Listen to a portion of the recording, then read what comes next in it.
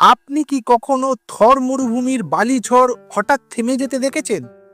লোককথা বলে এটা নাকি মানুষের কাজ নয়, এটা মা মেঘলাকালীর ইশারা।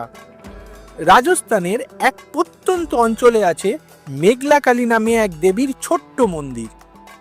বাইরের মানুষ খুব একটা জানে না, কিন্তু গ্রামবাসীরা বলেন মরুভূমির ধুলাঝড় বা স্যান্ডস্টর্ম নাকি এই দেবী ডাকলেই থেমে যায়।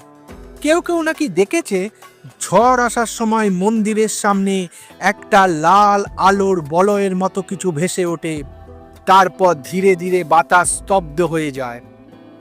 অনেক বছর আগে এক ভয়ঙ্কর ঝড় গ্রামটাকে ধ্বংস করতে যাচ্ছিল। ধুলো এত ঘন ছিল যে মানুষ এক হাত দূরেও দেখতে পাচ্ছিল না।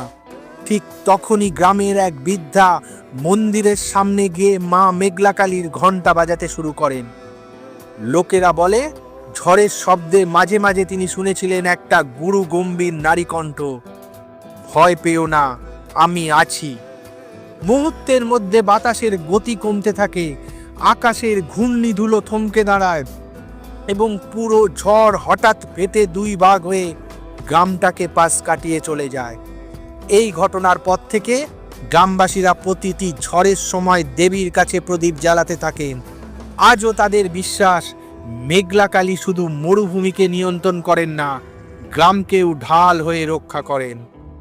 সবচেয়ে অদ্ভুত ব্যাপার, মন্দিরের সামনে যে লাল বালুর টিলা আছে, লোকেরা শপথ করে বলে ঝড় থামার পরে ওই বালুর গায়ে সব সময় দেবীর পায়ের ছাপ দেখা যায়।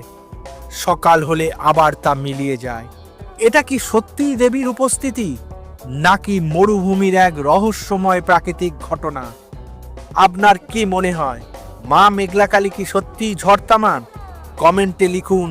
যদি বিশ্বাস করেন লিখে দিন জয় মা মেঘলাকালীর জয়। আর এমন আরও অথেন্টিক দেবী কাহিনী পেতে ভিডিওটা লাইক করে মিথিক বাংলা চ্যানেলকে ফলো করবেন।